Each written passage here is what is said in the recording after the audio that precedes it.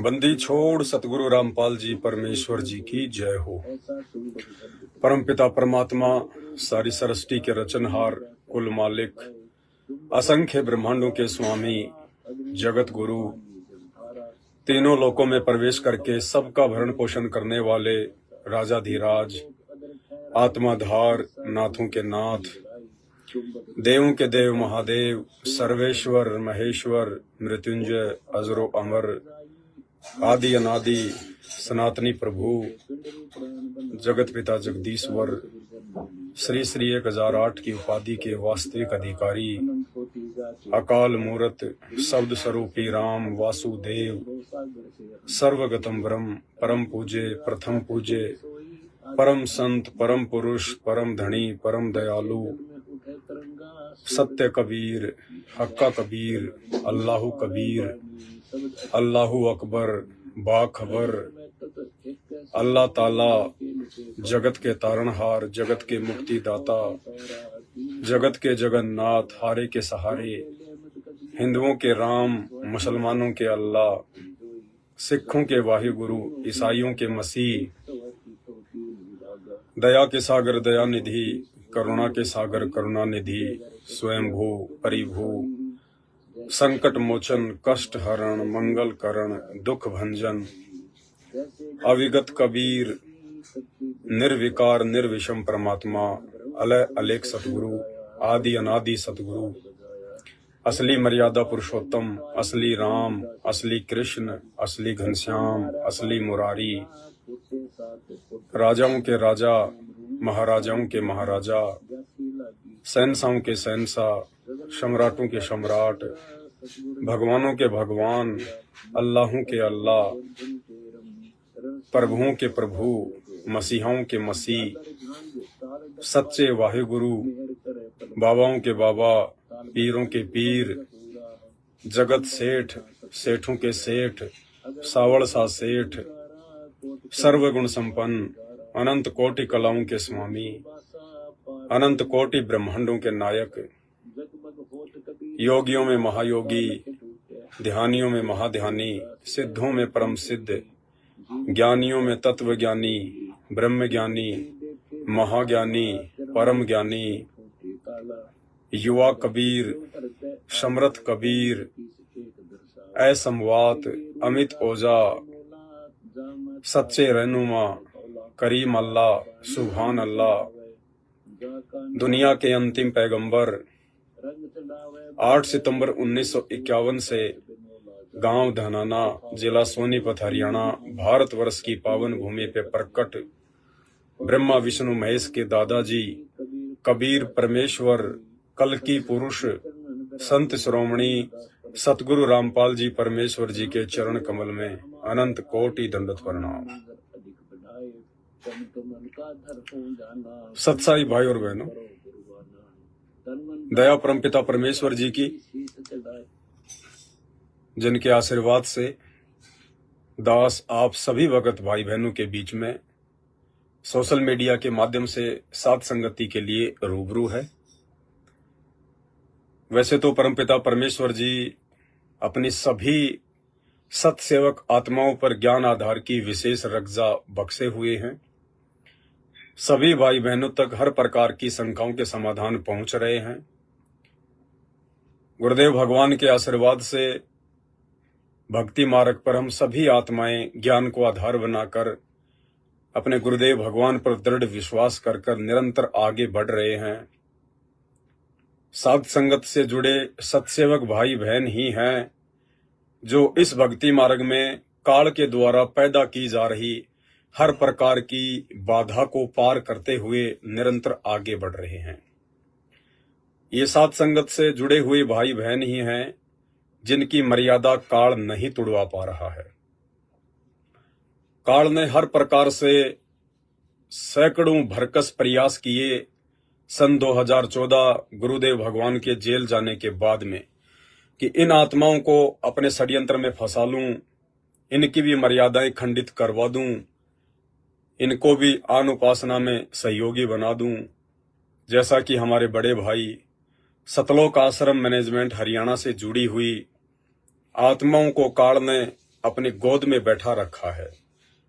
सभी भगत आत्माओं की गर्दन काल के हाथ में है, क्योंकि ऐसी कोई भी मर्यादा नहीं है जो मर्यादा काल ने गुरुदेव भगवान के जेल जाने के बाद सन 2014 के बाद से सतलोक आश्रम मैनेजमेंट हरियाणा अर्थात पूज्य गुरुदेव भगवान के कलयुगी परिवार के माध्यम से संगत की ना तोड़वाई हो।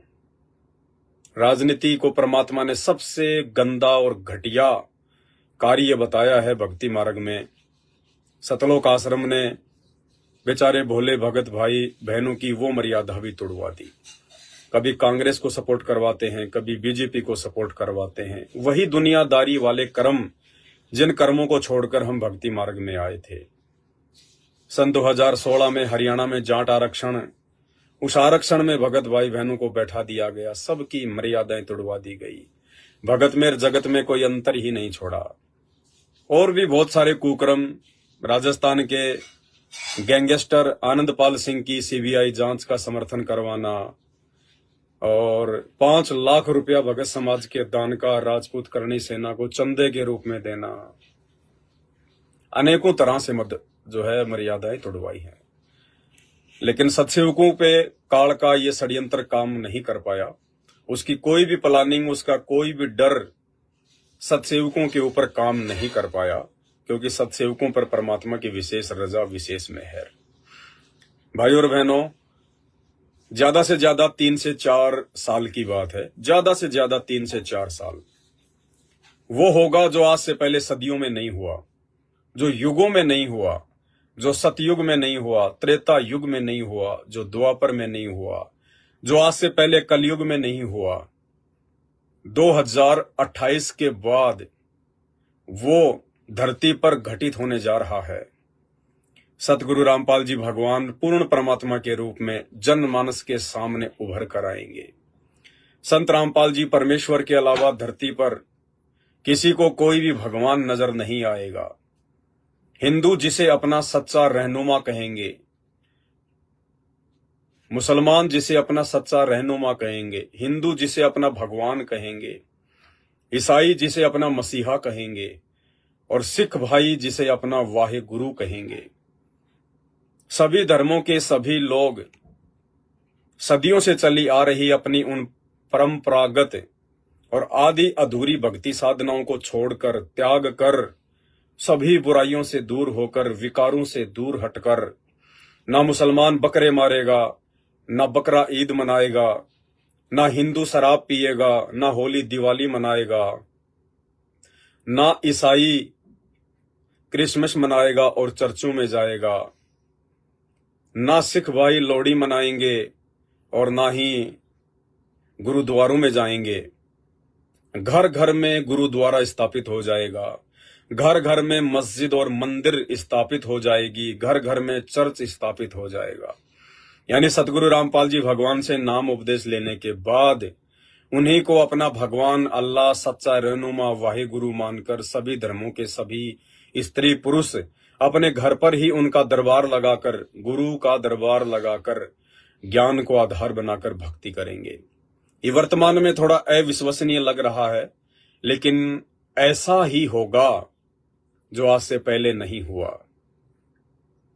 ये बातें उन भाई बहनों को बहुत अच्छे से समझ में आती हैं जो सतगुरु रामपाल जी भगवान की शरण में हैं, जो उनके सत्संग सुन रहे हैं। आने वाले दिनों में सबको समझ में आएंगी, क्योंकि ये 2028 तक का जो समय है, ये युग परिवर्तन का समय है। बार बार आप लोगों को ये बातें बताई जाती हैं ताकि आपके दिमाग में ये बातें बैठ जाएं। हम जिस समय में जी रहे हैं ये कोई सामान्य समय नहीं है, ये युग परिवर्तन का समय है। 2024 से स्टार्ट हो चुका है, 28 तक इसे कंप्लीट होना है। सत्ययुग जैसा माहौल इस कलयुग में स्थापित होगा। सतयुग से भी अच्छा समय इस कलयुग में आएगा। ना कोई धर्म रहेगा, ना कोई जाति रहेगी, ना कोई संप्रदाय रहेगा। सब लोग एक मानव धर्म की छत्र छाया में, सतगुरु रामपाल जी भगवान की छत्र छाया में उन्हीं से उपदेश प्राप्त करके अपनी भक्ति किया करेंगे। आज इंसान जैसा जरूर दिखाई देता है, लेकिन उसके गुण, कर्म, धर्म, लक्षण जानवर से भी गए गुजरे हो चुके हैं, जानवर से भी गए गुजरे। आज इंसान में और भेड़िए में कोई अंतर नहीं है। आज इंसान में और कुत्ते में कोई अंतर नहीं है। कुत्ता और भेड़िया भी मांस खाता है, इंसान भी मांस खाता है। वो कुत्ता उससे अच्छा, कुत्ता चाय नहीं पीता, कुत्ता शराब नहीं खाता, लेकिन ये इंसान शराब पीता है, चाय पीता है, क्योंकि चाय भी एक बहुत बड़ा नशा है। 99% लोगों को नहीं पता, लेकिन चाय शराब से भी भयंकर नशा है। ये स्लो पॉइजन है। ये हमारे देश में अंग्रेजों के द्वारा, ब्रिटिश कंपनी के द्वारा, ईस्ट इंडिया कंपनी के द्वारा लाया गया था। चाय का पौधा हमारे देश का पौधा नहीं है, हिंदुस्तान का पौधा नहीं है। जब सन 1616 में ईस्ट इंडिया कंपनी पहली बार भारत में आई, तो अंग्रेजों ने हर प्रकार से एक रिहर्सल करी कि भारतीयों को हम कैसे जीत सकते हैं, हम इनको बुद्धि में जीत सकते हैं, या इनको शारीरिक ताकत से जीत सकते हैं, या कैसे जीत सकते हैं। उन्होंने एक रिहर्सल करी। एक किसान भाई खेत में हल जोत रहा था, 2-4 अंग्रेजों ने अचानक से उसके ऊपर धावा बोल दिया, लेकिन उस किसान भाई ने अगले 5 मिनट के अंदर अंदर उन दोनों हट्टे कट्टे अंग्रेजों को धूल चटा दी, उनको जमीन में नीचे पटक दिया, उनको दोनों को दबा लिया अकेले ने। ऐसे 2-4 प्रयोग अंग्रेजों ने किए, तो अंग्रेजों को लगा कि भाई शारीरिक ताकत के मामले में हम भारतीयों को पराजित नहीं कर सकते हैं, तो कैसे करें, क्या करें। तो उन्होंने ये जानना चाहा कि भारतीयों में इतना बल कैसे है, इनमें इतनी ताकत कैसे है, इतनी शारीरिक पावर कहां से मिलती है इनको। तो उनको पता चला कि ये लोग सुबह उठते ही छाछ पीते हैं, दही खाते हैं, आधा बिलोया हुआ दही पीते हैं, मट्ठा खाते हैं, घी खाते हैं। इन लोगों के फालतू के कोई डिमांड नहीं है, फालतू के इनके मन में कोई गंदगी नहीं है, चरित्र से ये लोग पाक साफ हैं। इस कारण से इन लोगों का शरीर हट्टा कट्टा है। तो अंग्रेजों ने देखा अगर इसी प्रकार से ये लोग दूध, दही, छाछ, मक्खन, घी खाते रहे तो हम तो कभी भी इनके ऊपर राज नहीं कर पाएंगे। तो अंग्रेज बिलायत से, इंग्लैंड से एक चाय का पौधा लेके आए और भारत के दक्षिणी हिस्से में, केरला में, मुन्नार में, आसाम में, इधर उन्होंने चाय की खेती करवानी शुरू कर दी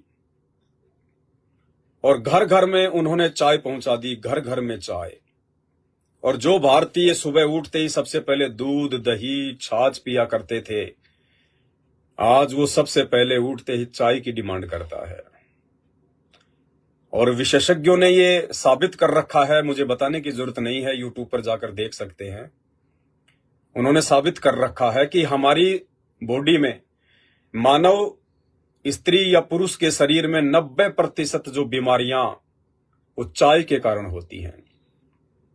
सबसे बड़ी बीमारी लीवर की, सबसे ज्यादा अटैक ये चाय लीवर पर करती है और लीवर से पूरी बॉडी कंट्रोल होती है। लीवर की 90% बीमारियां चाय के कारण होती हैं। हमें पता नहीं चलता, लेकिन ये स्लो पॉइजन है, धीरे धीरे अपना असर करता, धीरे धीरे धीरे धीरे। और एक समय ऐसा आ जाता है जब इंसान की उम्र 50, 60, 70 के आसपास पहुंच जाती है, उसके बाद वो बीमारियां उभर उभर कर सामने आती हैं, उभर उभर कर। माता बहनों का बांझपन से पीड़ित होना, माता बहनों के जो बच्चे उत्पन्न होते हैं उनके सफेद बाल, पैदा होते ही आंखों पे उनके चश्मा चढ़ जाना, बच्चों को विकृत पैदा होना, अपंग पैदा होना, मंद बुद्धि पैदा होना, ये सब कुछ चाय के कारण है। ये स्लो पॉइजन है। तो एक ये सोची समझी चाल थी। और आध्यात्मिक दृष्टि से परमपिता परमेश्वर सतगुरु रामपाल जी भगवान ने बताया कि चाय का जो पौधा है, देखो हर पौधे की जो उत्पत्ति है उसका एक इतिहास है। कोई ऐसे बीज पैदा नहीं हो गया, ऐसे कोई पौधा पैदा नहीं हो गया। जब आप सृष्टि रचना सुनेंगे सतगुरु रामपाल जी भगवान के मुख कमल से, यूट्यूब पर जाइए, सर्च कीजिए सृष्टि रचना संत रामपाल जी महाराज। आपको पता चलेगा जिन बातों का अभी तक आपको मालूम ही नहीं है। हम तो केवल भौतिक जीवन में जी रहे हैं, सांसारिक जीवन में जी रहे हैं। अरे इससे बढ़कर एक आध्यात्मिक जीवन है, भक्ति जीवन है, जिस जीवन की तो दुनिया को छींट भी नहीं पड़ी अभी तक। और उस आध्यात्मिक जीवन की जानकारी के बिना चाहे देश का राष्ट्रपति हो, चाहे प्रधानमंत्री, चाहे रंक, सबका जीवन बर्बाद है। अगला जन्म 84 लाख योनियों में गधे कुत्ते की योनि से शुरू होता है, क्योंकि भगवान के दरबार में कोई राजा नहीं देखा जाता, कोई गरीब या रंक नहीं देखा जाता। वहां तो भक्ति देखी जाती है कि यह मनुष्य शरीर आपको भक्ति करने के लिए प्रदान किया गया था। बाकी तो 84 लाख योनियों में गधे कुत्ते सुअर कीट पतंग मक्खी मच्छर मछली, पता नहीं 84 लाख प्रकार की योनियां हैं। वो लोग ना भक्ति करते, ना उनको पता, ना वो मंदिर जाते, ना उनको मंदिर उनको बनाने आते, नंगे घूमते हैं। ये बुद्धि परमेश्वर ने केवल इंसान को दी है, स्त्री पुरुष को दी है। और ये बुद्धि केवल परमात्मा की पहचान करके, भक्ति करके, सच्चे गुरु की तलाश करके, उसकी शरण में आकर और फिर सदा सदा के लिए मोक्ष प्राप्त करने के लिए दिया है परमात्मा ने। तो अभी 99.99% दुनिया आध्यात्मिक मार्ग से अपरिचित है। और थोड़े बहुत लोग यदि भक्ति कर भी रहे हैं तो कोई मंदिर में जाके अपना समय बर्बाद करता है, कोई मस्जिद में जाके समय बर्बाद करता है, कोई चर्च और गुरुद्वारों में जाके अपना अनमोल समय बर्बाद करता है, क्योंकि पत्थरों में भगवान नहीं है। कबीर परमेश्वर कहते हैं, पत्थर पूजे हरि मिले तो मैं पूजूं पहाड़। और इससे तो चक्की भली जो पीस खाए संसार। सरेआम कहा करते थे परमात्मा अपनी वाणियों में कि पत्थर पूजे भगवान मिले तो मैं पूज लूं पहाड़। कि भाई अगर एक छोटा सा पत्थर पूजने से, एक छोटे से पत्थर की मूर्ति बनाई जाती, हनुमान जी की, माता जी की, राम जी की, श्री कृष्ण जी की, राधा जी की, या और किसी देवी देवता की, तो कबीर साहिब कहते हैं अगर वो छोटा सा पत्थर पूजने से अगर भगवान मिलता हो तो भाई मैं तो पहाड़ की पूजा कर लूं, पहाड़ की, मुझे तो बहुत जल्दी भगवान मिलेगा। लेकिन कहते हैं ये सब पाखंड है, ढोंग है, आडंबर है, शास्त्रों के विरुद्ध है, भक्ति के विरुद्ध है, देखा देखी भेड़ चाल में चल रहे हो। पत्थर पूजे हरि मिले तो मैं पूजूं पहाड़, इससे तो चक्की भली जो पीस खाए संसार। अरे तुम्हारे उन भगवानों से, उन पत्थरों के भगवानों से तो आटा पीसने वाली जो चक्की आती है और उसके जो पाट आते हैं दो, वो पत्थर के बने होते हैं। कहते हैं वो पत्थर से बने पाट तुम्हारे इन पत्थरों के भगवान से लाख गुना अच्छे हैं। कम से कम वो खाना खाने के लिए, पेट की भूख बुझाने के लिए आटा तो पीस रहे हैं। तुम्हारे भगवान तो उतना काम भी नहीं करते ये पत्थरों के। अरे इंसान जीवित है, इंसान जो है वो चेतन है। चेतन का मतलब जिसमें चेतना होती है, जो बोल सकता है, देख सकता है, चल सकता है, समझ सकता है, खा सकता है, उसको कहते हैं चेतन। इंसान चेतन है।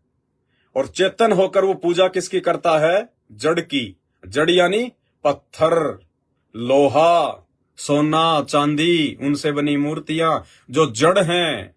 जड़ का मतलब जो केवल एक जगह ही पड़ा रहता है, जो ना बोल सकता, ना चल सकता, ना उठ सकता, ना बैठ सकता, ना खा सकता, ना बात कर सकता। तो कहते हैं हे मानव शरीरधारी प्राणी, तू डींग मारता है कि मैं 21वीं सदी का इंसान हूं। इंसान चांद पर जा चुका है, हम 21वीं सदी में जी रहे हैं, विज्ञान ने इतनी उन्नति कर ली। तो परमेश्वर कहते रहे नालायक, विज्ञान ने तो उन्नति कर ली लेकिन तूने तो नहीं करी। तू तो वहीं का वहीं पड़ा है। चेतन होके जड़ को पूज रहा है, इंसान होके तू पत्थरों को पूज रहा है। तू काहे का इंसान है, काहे का 21वीं सदी में जी रहा है। तू तो आज भी आदि मानव है, दिमागी रूप से तू आज भी आदि मानव है, आदि मानव। और ये 10, 20, 40, 50 साल का जीवन भोग के फिर वापस गधे कुत्ते सूअर की योनि में जाएगा बिना भक्ति के। शास्त्र पढ़ के देखो, शास्त्र, चारों वेद, गीता जी, 18 पुराण, 6 शास्त्र, मनु स्मृति, कुरान, पुराण, बाइबल, तौरेत, जबूर, इंजल, गुरु ग्रंथ साहिब, बाइबल, ये पढ़ के देखो। लेकिन ये ऐसे पढ़ने से समझ में नहीं आती, इनको पढ़ाने वाला चाहिए। और इन सभी शास्त्रों को सही सही से पढ़ाने वाला, इन सभी शास्त्रों का निष्कर्ष निकाल कर हमें समझाने वाला कि भगवान कौन है, परमात्मा कौन है, किसकी भक्ति करनी चाहिए। हिंदुओं का असल में अल्लाह कौन है, मुसलमानों का असल में भगवान कौन है, ईसाइयों का असल में मसीहा कौन है, सिखों का असल में वाहे गुरु कौन है। इस बात की जानकारी वर्तमान में पूरी सृष्टि में एकमात्र तत्वदर्शी संत सतगुरु रामपाल जी परमेश्वर जी के पास है। बाकी भटक भटक के मर जाओ, पत्थरों पे सिर पटक पटक के मर जाओ, लेकिन परमात्मा नहीं मिलेगा। तो भाई और बहनों, दुनिया समझेगी लेकिन अपनी दुर्गति करवाने के बाद में समझेगी। हिंदू भी समझेगा, मुसलमान भी समझेगा, ईसाई भी समझेगा, सिख भी समझेगा और झक मरा कर समझेगा, लेकिन अपनी दुर्गति करवा कर समझेगा। 2028 के बाद समझेगा। और जो समझ चुके हैं, जो सतगुरु रामपाल जी भगवान की शरण में आ चुके हैं, उनका सौभाग्य, उनका परम सौभाग्य, वो भक्ति का रस पी रहे हैं। आने वाले युग परिवर्तन के समय में अपने बचाव का रास्ता खोज रहे हैं। भगवान की भक्ति करके उसको प्रसन्न कर रहे हैं, उसको राजी कर रहे हैं। आने वाले दिनों में जब महायुद्ध होगा, आसमान से गोले गिरेंगे, तरह तरह के वेपन्स निकल के आएंगे, प्राकृतिक आपदाएं आएंगी, महामारियां आएंगी, बाढ़, भूकंप, अतिवृष्टि, ओलावृष्टि, भूकंप। उस समय जो भय और दहशत का माहौल पूरी दुनिया में होगा, उस भय और दहशत के माहौल में दृढ़ होकर भक्ति करके अपने आप को सुरक्षित बनाने के लिए केवल कुछ ही आत्माएं हैं जो भक्ति पर लगी हुई हैं, जो सतगुरु रामपाल जी भगवान के भगत कहे जाते हैं। तो दुनिया तो 2028 के बाद में समझेगी। दुनिया की अपनी राम कहानी अलग है, लेकिन आप और हम पे जो परमेश्वर ने दया बख्श दी है, हमने सतगुरु रामपाल जी भगवान की इस दया को, इस मेहर को यूं ही बरकरार रखना है, बना कर रखना है। अब हमने किसी भी ऐरे गहरे नत्थु बैरे के चक्कर में नहीं आना है। साध संगति से जुड़े हुए भगत भाई बहनों को परमात्मा ने एडी से लेकर चोटी तक ज्ञान में रंग दिया है। ये वो आत्माएं हैं जिनको ब्रह्मा विष्णु महेश भी धरती पर उतरकर भ्रमित नहीं कर सकते, ज्ञान में पराजित नहीं कर सकते। फिर यहाँ के छोटे मोटे संत, महंत, साधु, महात्मा, मंडलेश्वर, शंकराचार्य, इनकी तो औकात ही क्या है। लेकिन फिर भी काल पूरी कोशिश करेगा कि जिन आत्माओं को अभी तक नहीं तोड़ा जा चुका है, देखो दुनिया तो पहले से ही टूटी पड़ी है। दुनिया तो वही टूटी फूटी काल की आधी अधूरी नरक में जाने वाली, 84 में जाने वाली भक्ति कर रही है। कुछ एक आत्माएं थी जिन पे परमात्मा ने दया बख्शी, वो संत रामपाल जी के भगत कहलाते हैं। लेकिन संत रामपाल जी के भक्तों को भी सन 2014 उनके जेल जाने के बाद उन्हीं के परिवार के माध्यम से, सतलोक आश्रम मैनेजमेंट हरियाणा के माध्यम से काल ने बुरी तरह से ठग लिया है। कुछ एक आत्माएं बची हैं जिन्हें सत सेवक कहते हैं।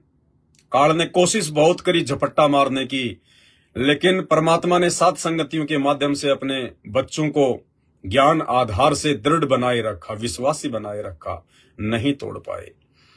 लेकिन वो पूरी कोशिश करेगा और अंतिम समय तक करता रहेगा कि जितनों को तोड़ सकूं उतनों को तोड़ लूं। तो वो अपनों के माध्यम से प्रयास करवाएगा, क्योंकि ये तत्व ज्ञान होने के बाद संत रामपाल जी के भक्तों को कोई शंकराचार्य भी नहीं तोड़ सकता। जगत वाले भ्रमित नहीं कर सकते। 2, 4, 5% मूर्खों की तो बात छोड़ दीजिए, वो तो जन्म से ही भ्रमित होते हैं। बाकी उनके 90% भक्तों को संसार वाले, जगत वाले, दुनिया वाले भ्रमित नहीं कर सकते, क्योंकि हमने शास्त्रों की जो जड़ है वो देख ली है। इन भगवानों की, ब्रह्मा विष्णु महेश की, 33 करोड़ देवी देवताओं की, काल की, महाकाल की, मुसलमानों के अल्लाहों की, इन सब की औकात, इनकी जड़ परमात्मा ने सत्संगों के माध्यम से दिखा दी है। इसलिए दुनिया वाले हमें भ्रमित नहीं कर सकते। इसलिए काल यदि चाल चलेगा भ्रमित करवाने के लिए, तो भगत भाइयों के माध्यम से ही करवाएगा। सतलोक आश्रम मैनेजमेंट हरियाणा ने बहुत प्रयास किए तोड़ने के, लेकिन नहीं टूट पाए। फिर कुछ एक लोग जो सात संगतियां छोड़ छोड़ के अपनी खुद की कमजोरी के चलते जो परमात्मा से दूर होकर बकवाद करने लग गए थे, उनके माध्यम से काल ठगने का प्रयास करेगा। कुछ एक इस तरह के लोग जो ना खुद भक्ति करते हैं ना दूसरों को भक्ति करने देते हैं, वो साकट की श्रेणी में है। इसलिए परमात्मा कहते हैं, कहते को कहीं जान दे, गुरु की सीख तू ले, साकट और सवान को उल्टा जवाब ना दे। इसलिए दास की तो आदत है, दास ऐसे साकट और कुत्ते टाइप व्यक्तियों को जो सारा दिन बकवाद करते रहते हैं, जो ना 3 समय की आरती करते हैं, ना मंत्र जाप करते हैं, ना सत्संग सुनते हैं, उनका केवल एक ही मकसद है कि साध संगति से भक्तों को कैसे तोड़ा जाए। तो दास तो ऐसे साकट व्यक्तियों को जवाब नहीं देता है, क्योंकि मुझे मेरे परमात्मा ने ये अद्भुत अनमोल ज्ञान देकर समझा दिया है कि बेटा, दुनिया की आदत है भौंकने की। जो कुत्ता होता है वो शीशे में अपने ही परछाई को देखकर भौं भौं करके मर जाता है।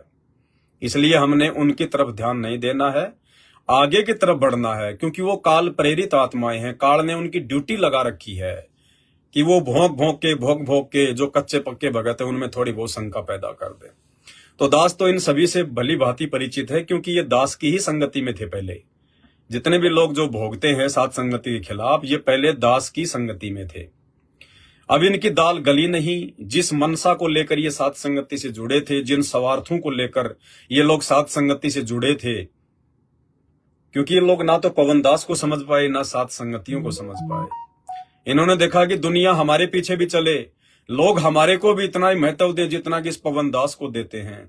लोग हमारे वीडियो भी इसी प्रकार से शेयर करें, इसी प्रकार से 4-4, 5-5 घंटे की वीडियो देखें जो पवन दास की वीडियो लोग देखते हैं। लेकिन भाई, ये पवन दास ने सोचा नहीं था कि मैं ऐसा करूं ऐसा करूं। नहीं, पवन दास तो केवल अपना शिष्य धर्म निभाते हुए परमात्मा के आशीर्वाद से, उनके आदेश से, उनकी सत प्रेरणा से अपने भगत भाई बहनों को समझाने के लिए मात्र साध संगति में निमित्त बना हुआ है।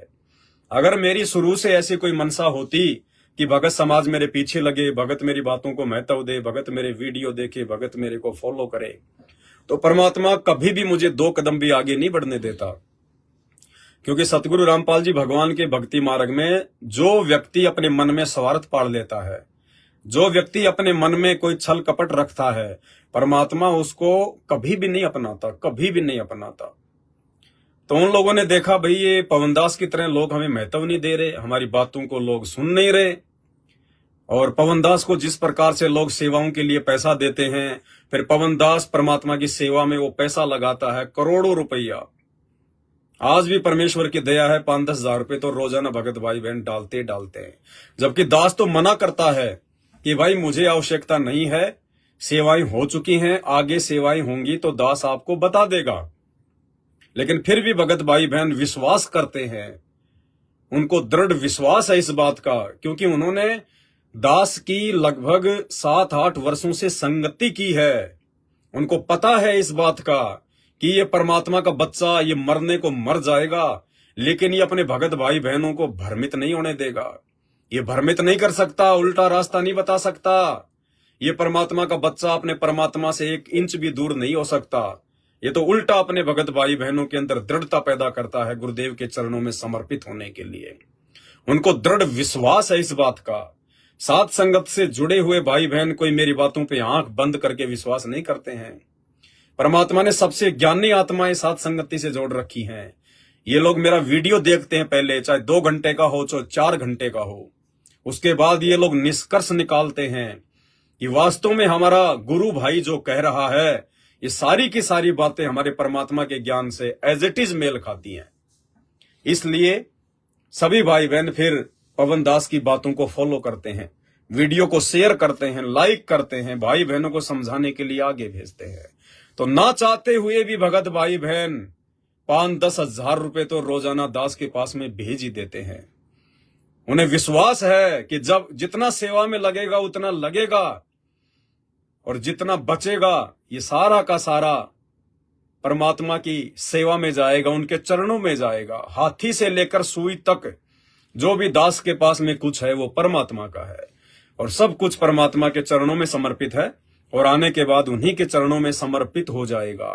भले लाखों के मोबाइल हैं, लाखों की गाड़ियां हैं, सब कुछ परमात्मा ने परिपूर्ण कर रखा अपने इस कुत्ते को, क्योंकि परमात्मा धरती पर है। इस कुत्ते की कोई इच्छा नहीं कि परमात्मा मुझे गाड़ी दे, मुझे लाखों के मोबाइल दे, मुझे हर प्रकार की सुविधा से परमात्मा लैस करे। नहीं, इस पवनदास कुत्ते की तो भगवान से एक ही अर्ज है, परमात्मा भले ही एक टाइम की रोटी दे देना, परमात्मा भले ही जमीन पे ही सुलाना मालिक, लेकिन अपने चरणों से दूर मत करना, अपनी भक्ति से दूर मत करना। इस कुत्ते की भाई बहनों की सेवा के एक भी रुपए में कोई आस्था नहीं है कि ये मेरा है, ये मेरा है। जिस दिन मेरा मेरी होने लगी उसी दिन परमात्मा पिछवाड़े पे लात मार देगा कि तेरे जैसे 336 भगत है मेरे। जब परमात्मा 650 साल पहले भैंसे राम को एक पशु को निमित्त बनाकर और पंडितों के भंडारे में वेदों के 5 मंत्र बुलवा सकता है, तो उस परमात्मा को आज अपने काम के लिए पवन दास की जरूरत नहीं है। वो समर्थ है, वो तो आकाशवाणी के माध्यम से भी अपना काम कर सकता है। उसको तो ना पशु की जरूरत है ना इंसान की जरूरत है। ये तो दास का कोई पुरबला भाग है, कोई संस्कार है जो परमात्मा ने इस कुत्ते को इस सेवा के लिए निमित्त बनाया, साध संगति के लिए। मेरे भी अच्छे कर्म बन रहे हैं और मेरे भगत भाई बहनों के भी अच्छे कर्म बन रहे हैं। तो भाई, पवन दास से राग द्वेष और ईर्ष्या रखकर आप कभी भी सतगुरु रामपाल जी भगवान को प्राप्त नहीं कर सकते। भले आप अपने आप को भगत समझ रहे हैं, आप उनकी सत्संग सुन रहे हैं, भक्ति कर रहे हैं, लेकिन पवन दास को परमात्मा ने साध संगति के लिए निमित्त बनाया है। ये पवन दास कोई अपनी मर्जी से खड़ा नहीं हुआ है। आने वाले समय में तो सबकी आंखें खुल जाएंगी। आज भले ही देखा देखी में गुरुद्रोही फलाना द्रोही, कोई दिक्कत नहीं है। कहने को तो दुनिया हमारे गुरुदेव को भी देशद्रोही कहती है। हरियाणा सरकार ने उन पर देशद्रोह का मुकदमा लगा रखा है, सजा कर रखी है। पूरे हरियाणा में किसी से भी जाके उनका नाम ले लो, देशद्रोही देशद्रोही। लेकिन हमें पता है कि देशद्रोही क्या होता है, देशद्रोही की क्या परिभाषा है, देशद्रोही के क्या लक्षण होते हैं। तो इसी प्रकार जो ज्ञानी आत्माएं हैं, जो तत्व ज्ञान को आधार बना चुकी हैं, साध संगति से जुड़ी हुई हैं, उन्हें अच्छे से पता है कि गुरुद्रोही की क्या परिभाषा होती है, गुरुद्रोही के क्या लक्षण होते हैं। इसलिए भाई और बहनों, ये जो साध संगति से जो जुड़े हुए हीरे मोती लाल हैं परमात्मा के, ये जितने टूटने थे उतने टूट चुके हैं। काल ने अपने एजेंटों को निमित्त बनाकर साध संगतियों से जोड़कर और फिर साल 6 महीने साध संगति में रहकर फिर अपनी बकवाद करके जिन 10-20 आत्माओं को तोड़ कर ले गए, वो ले गए। वो कचरा था, उसको परमात्मा ने साध संगति में रखना भी नहीं था। अब जो आत्माएं हैं वो परमेश्वर के हीरे मोती लाल हैं। उन्हें आप साम दाम दंड भेद किसी भी प्रकार से नहीं तोड़ सकते।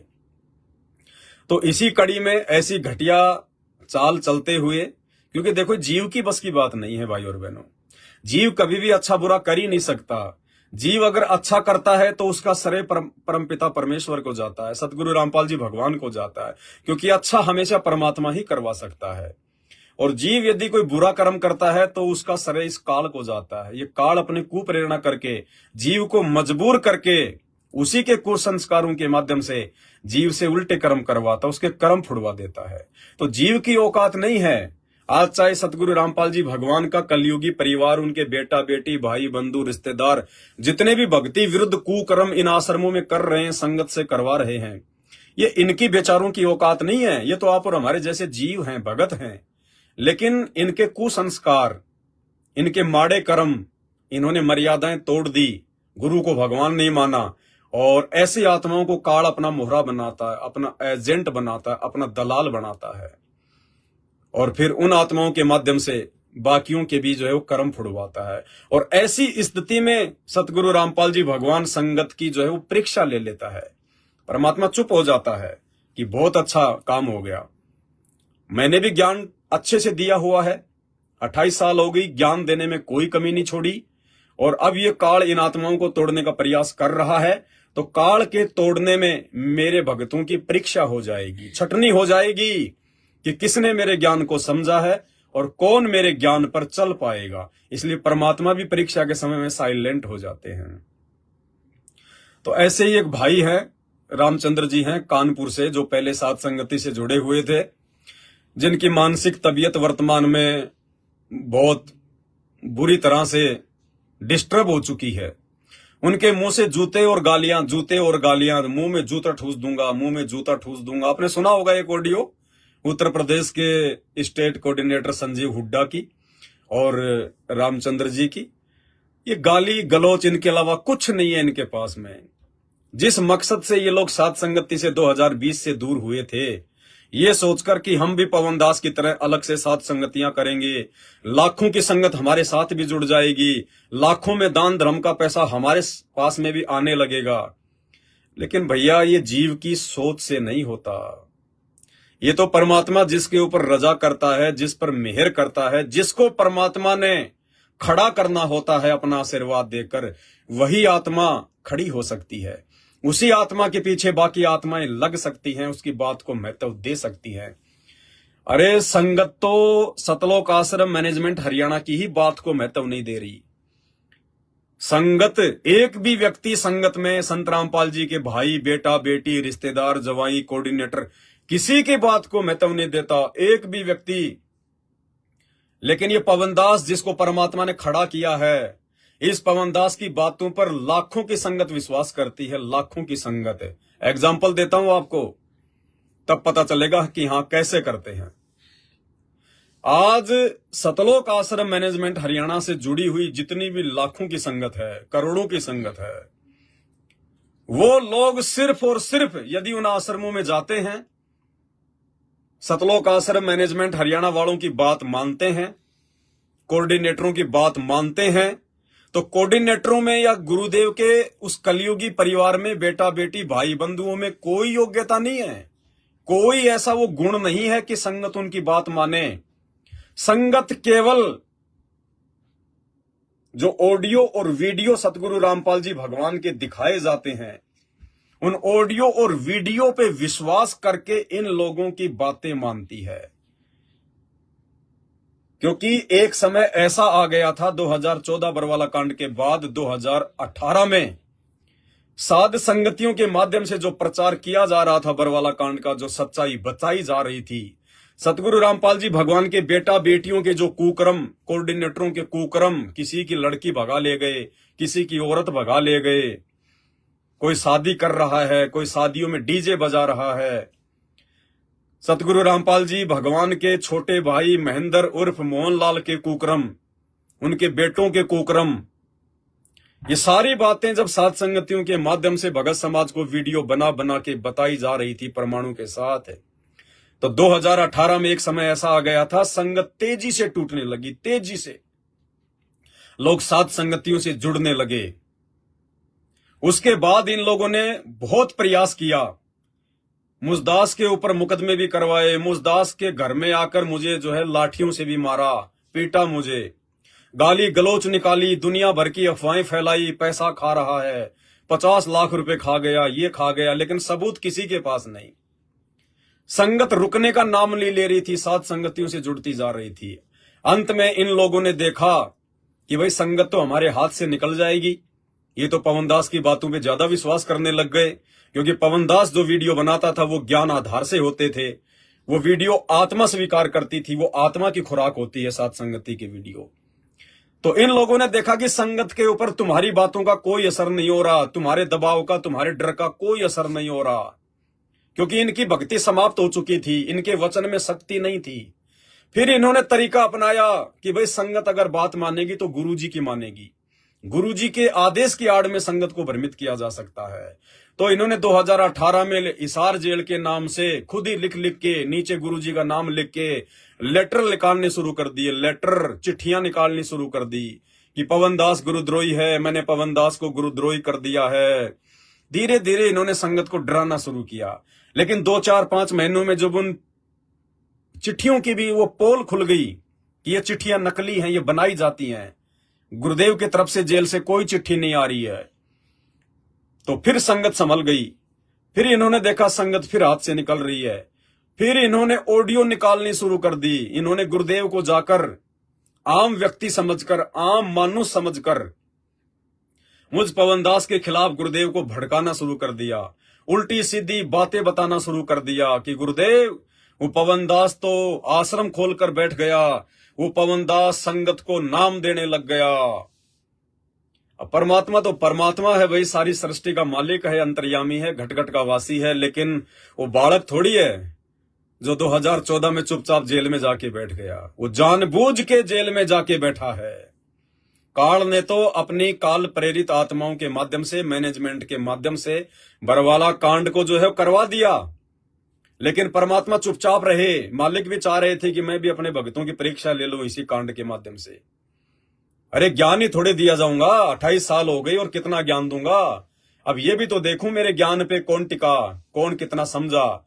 स्कूल में बच्चे को कोई पढ़ाए थोड़ी जाते हैं, 1 साल के बाद उसकी परीक्षा भी तो ली जाती है।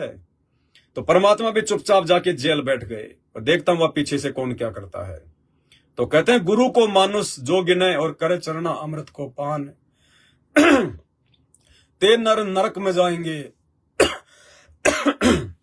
जन्म जन्म बने समान। तो सतगुरु रामपाल जी भगवान को मानुष मानकर, उनको मानुष समझकर सतलोक आश्रम मैनेजमेंट हरियाणा वालों ने, गुरुदेव के परिवार वालों ने अपने स्वार्थों के चलते कि पवन दास के पीछे अगर संगत यूं ही चलती गई तो हमारा तो धंधा फेल हो जाएगा, धंधा फेल हो जाएगा हमारा। काल को चिंता हो गई तो इन्होंने संगत को पवन दास के खिलाफ, मुझ दास के खिलाफ भड़काना शुरू कर दिया, झूठ बोलना शुरू कर दिया। अरे ये भी नहीं देखा कि सामने भगवान बैठा है, ये जेल में परमात्मा बैठा है। लेकिन भाई और बहनों, हरियाणा में कहावत है कि दीपक के नीचे हमेशा अंधेरा होता है। घर का जोगी जोगना, बाहर का जोगी सिद्ध। तो सतगुरु रामपाल जी भगवान के परिवार वाले, उनके बेटा बेटी, भाई बंधु, रिश्तेदार, जो लोग आश्रम में गुरुदेव भगवान के पास रहा करते थे, वो लोग गुरुदेव भगवान को समझ नहीं पाए, पहचान नहीं पाए, जान नहीं पाए, ज्ञान की तय में नहीं पहुंच पाए। तो इनको चिंता हो गई कि पवन दास तो दिन दोगुना रात चौगुना आगे बढ़ रहा है, संगत हमारे पीछे से निकल रही है, हमारे हाथ से निकल रही है। तो इन्होंने हिसार जेल में जाकर, क्योंकि भाई उनके परिवार वालों की मिलाई होती है, वो लोग जो है मिल सकते हैं, वकील भी उनके परिवार ने कर रखे हैं, हमें तो कोई जेल में जाने नहीं देता। तो वकीलों के माध्यम से मुझ पवन दास की शिकायतें भिजवाई। गुरुजी का कभी बेटा जा रहा है, कभी बेटी जा रही है, कभी गुरुजी के काल लोक की पत्नी अनारो माई जा रही है।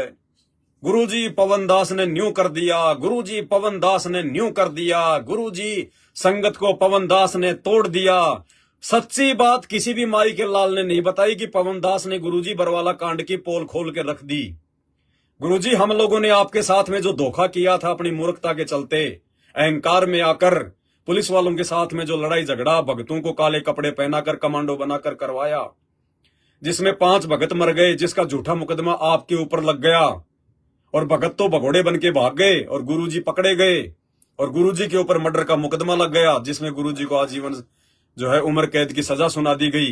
ये सच्चाई नहीं बताई उन्होंने, गुरुजी को मानुष समझकर, आम व्यक्ति समझकर, अपने धंधे को सुरक्षित रखने के लिए कि संगत हाथ से ना निकल जाए, मुझ पवन दास की बुराई करना शुरू कर दिया। गुरुजी वो नाम देने लग गया, वो गुरुद्रोही हो गया, संगत को तोड़ रहा है, आपकी बुराई करता है। ये नहीं बताया कि गुरुजी वो आपको भगवान बता रहा है।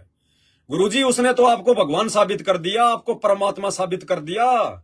उसने तो भक्तों के अंदर वो दृढ़ता भर दी आपके आशीर्वाद से कि ब्रह्मा विष्णु महेश भी आके उनका बाल बाका नहीं कर सकते।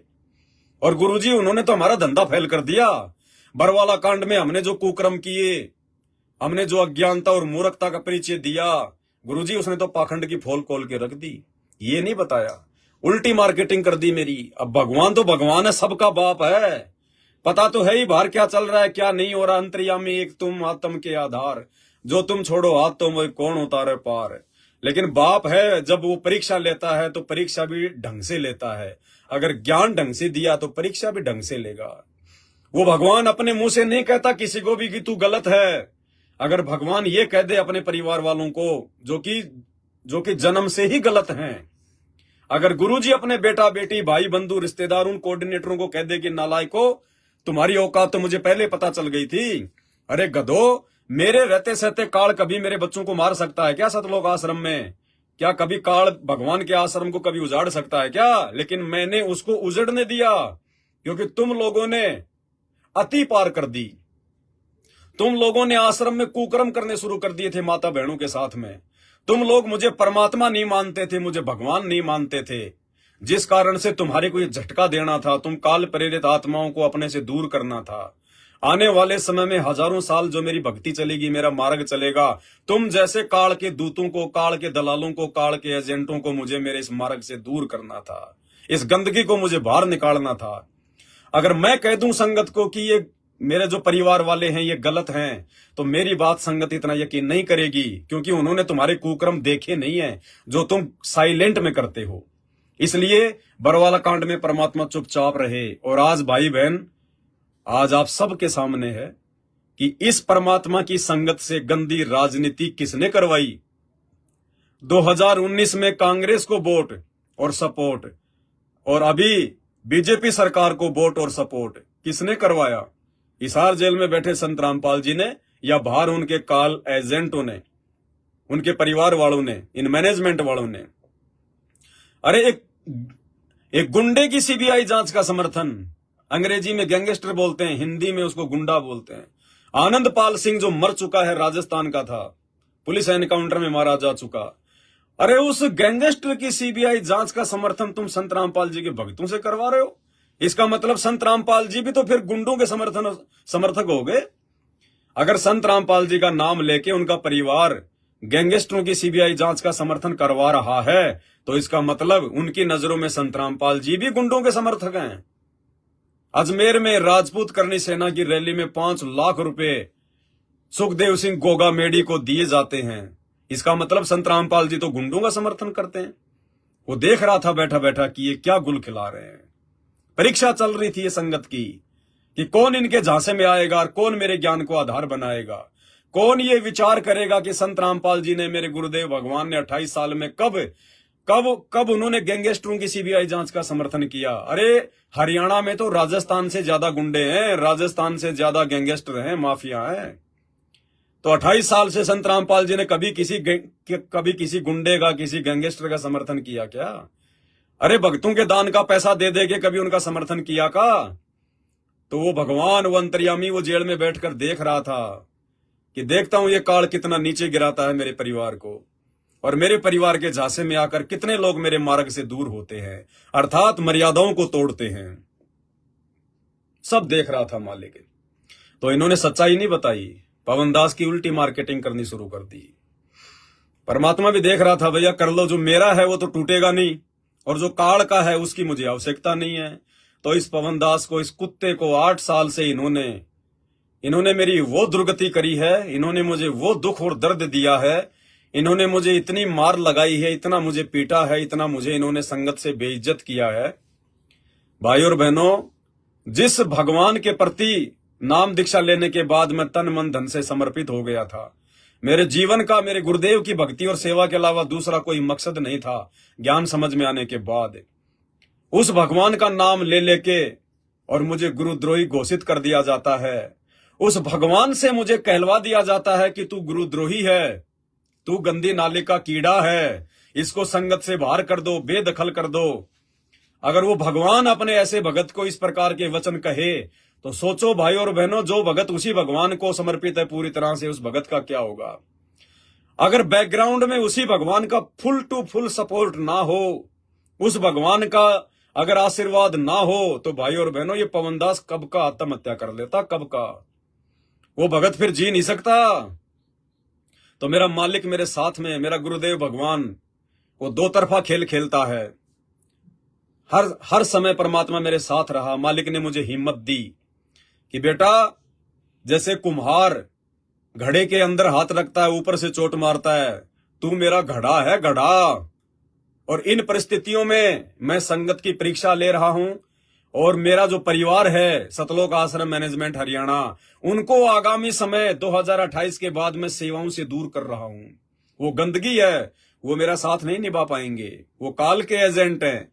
क्योंकि जब ये परमात्मा धरती पर आता है तो काल भी साथ में अपने एजेंट भेजता है उनके आसपास, ताकि वो मार्ग सही प्रकार से ना चले।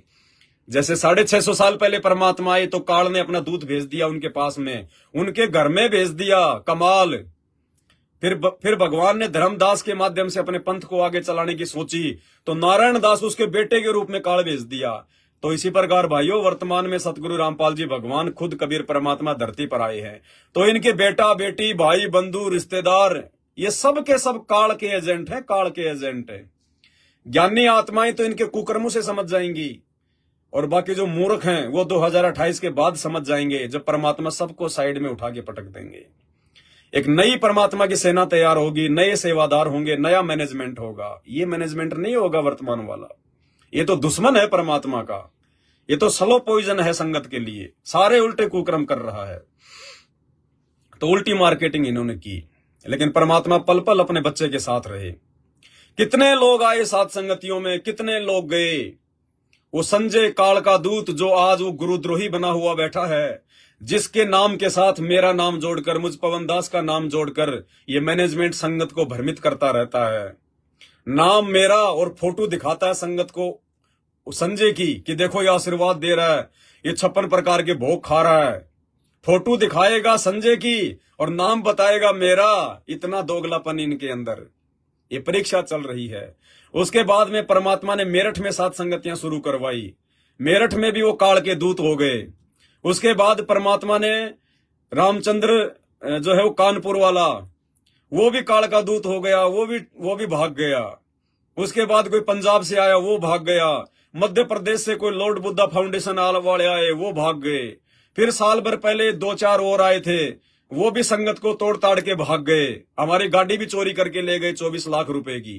कोई बात नहीं, परमात्मा ने और दे दी हमारे को, उससे भी अच्छी गाड़ी दे दी भगवान ने। मालिक के घर में किसी बात की कोई कमी नहीं है, कोई घाटा नहीं है। परमात्मा ये देखता है कि मेरे बच्चे सच्ची नीयत से सेवा करें। भगवान पता नहीं क्या कर दे अपने बच्चों के लिए। तो परमात्मा ने सब कुछ परिपूर्ण कर दिया बंदी छोड़ने। मालिक ने इतनी दया कर रखी है इस दास के ऊपर, इस गधे के ऊपर इतनी दया कर रखी है भगवान ने। आज एक जिला कलेक्टर भी इतने आराम से इतनी जो है वो नहीं रहता। एक जिला कलेक्टर को भी दिन में 10-12 घंटे काम करना पड़ता है, तब जाके उसको लाखों की सैलरी मिलती है। इस कुत्ते पर, अपने भगत पर, और वो भगवान तो सब पे करना चाहता है, सब पे।